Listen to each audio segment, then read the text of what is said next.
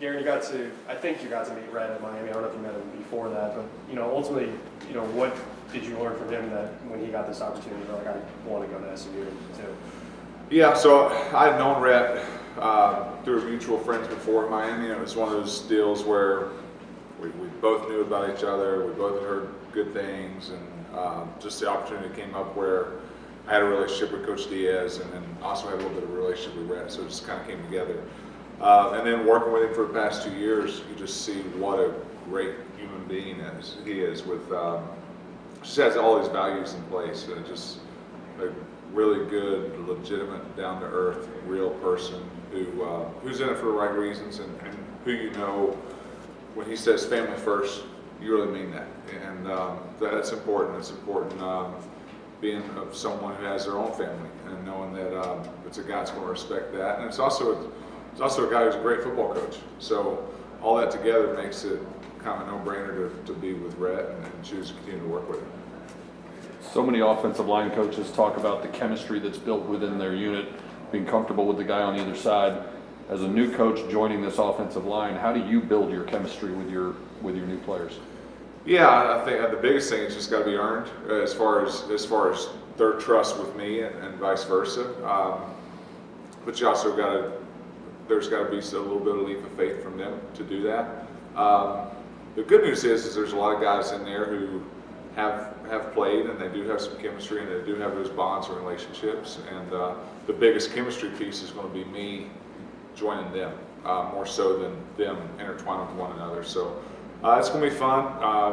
Unfortunately, as a college coach, you have to do this every few years. So we have some experience of that. But it'll be a fun spring to get out and change things up and see what these guys can do. Working with Rhett in Miami, what are some things you saw from him that you think will make him a good head coach? Yeah, I think first and foremost he's a good human being. Like I said, who has his priorities, who has the right values as far as how to treat people and how to do things the right way. And let's face it, football and any sport is about scoring points, scoring runs, scoring, and he's done that. And I think you also get a feel for when you're recruiting, feel for roster, just something, a microcosm, the way he changed the quarterback room at Miami from the room that was probably the weakness of the team to when we leave, it's the strength of the team. So there's little signs all along the way to saying, oh wow, this guy could be really good at what he does, or even further as a head coach. In regards to the run game coordination, obviously with run blocking and stuff like that, I guess how much of that is contingent on the actual players you have, or is it do you adjust to them, or is it more of you got to adjust to or they got to adjust to the scheme? You know what I mean? Yeah, no, I think it's the good news is a lot of the players that are here were in the system 2 years ago, so they were kind of recruited for that system. So you don't have to change a lot from that standpoint. I do think as a coach, you can't. There's a fine line from being stubborn and saying we're going to make this work to, maybe we can't do this. So I think you always got to balance that and juggle that line. I know there's some things that you just look throughout Rhett's career, how the run game has changed with what he's done, and he's adapted and evolved, and we adapted and evolved at Miami to some things that our guys maybe weren't the most suited to do. That can put those guys in line for success. So. Yeah, I think it makes it a little bit easier transition for us for the fact that Coach Lashlee was here 2 years ago. Are you a coach who cross-trains players at multiple positions, or do you see a clear distinction between tackles and the interior guys? Yeah, some guys are fortunate enough to where they could do all five, and I know some of the guys that were here last year were guys that you saw that do that.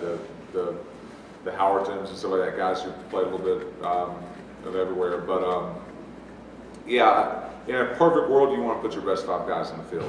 Now, you take a guy like Marcus Bryant, he's never going to play center. But at the same time, you want to try and align it to where if your backup right tackle is the 10th best guy and your backup left guard is the 6th best guy and your right tackle gets hurt, you need to find a way to get that backup left guard in the game, and maybe you bump the starting right guard out and slide him in. And so you want to always try and do that. You don't want to make the group weaker. So it's important. And then fundamentally, it's important that there's a lot of carryover to what you do to each position. Garin, Sam Conley, look, curious, from just ideally from a depth standpoint, how many scholarship linemen would you like to carry every year? Whatever Coach Lashlee wants to carry every year. It's my job to execute whatever is put in front of me. Again, the part of being an assistant coach is assist the head coach. So if he wants to throw the ball 90% of the time, then I want to throw the ball 90% of the time. If he wants 10 guys in scholarship, then I want 10 guys in scholarship. So of course you'll have your opinions and things like that, but this is not my time to share my opinions. It's my time to be loyal to Coach Lashlee. Coach Billy Embody with On3. What do you look for when evaluating offensive linemen from the high school ranks, and how does that change when you dive into that transfer portal world? Yeah, I think the unique thing about offensive line is good offensive linemen come in so many different shapes and sizes. You always see the story of this is the 6-foot lineman, and how come no one recruited him? He's a dog. And then you have, for every one of him, there's also 30 of them that don't work out. And then you also have the guys who are giants who are terrible. You've got to find guys who can run their feet, guys who have a desire to be a good player.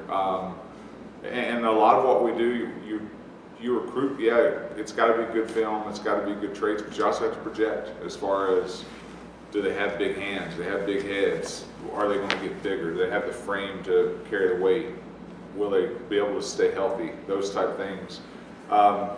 The no-brainers are easy. We could all see those guys. We can all say, oh yeah, he's a player, but so does every other college in the country want to recruit that guy. So, but it's similar to probably what most of the line coaches are going to say. Good length, good size, guys that can run, physicality at the point of attack, nice finish, guys that don't stay on the ground a long time. Those typical answers. But usually it's when you see it, you see it, and that's the important part now. I think we have, now that we're able to go back on the road, is now you get to see those guys practice. You get to see a spring game or you get to see all those things, and you get to, usually in recruiting, you're doing everything you can to, you have this pool, you're just trying to find things to whittle that pool down. So, and that's the thing with offensive line is there's so many different shapes and sizes that go into what a good lineman can be. But I know you don't want to show up and have a full line of 6-footers, but it doesn't mean that guys that are 6 foot, 6'1" can't be great football players.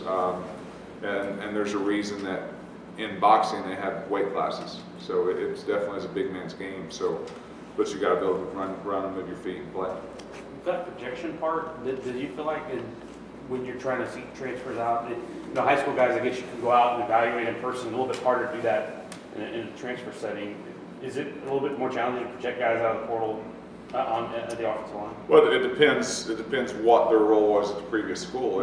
If they were a starter at a previous university, now you have video, tangible evidence of them having success or having failure in a college football game. And sometimes, I think the hardest thing, you get a kid that comes out of high school, and we've all seen it. This guy's high school film was amazing, and 2 years later, you're like, what happened to that guy?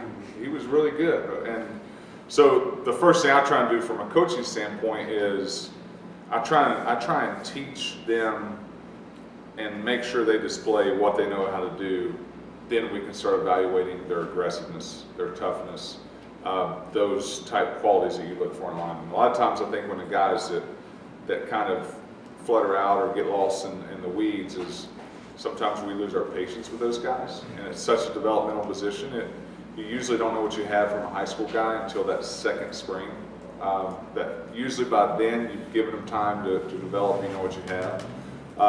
With a portal guy, like in my mindset, if I'm bringing a transfer in, it's like an NFL free agent. I'm not bringing that guy in to sit in red shirt and develop. I'm bringing him in because I expect or anticipate him to try and give us immediate help. And I think that's also good for the chemistry. You don't want to bring in a guy who has a limited time in his career to come in and be the 8th, 9th man on the roster, unless that was clearly communicated to him beforehand.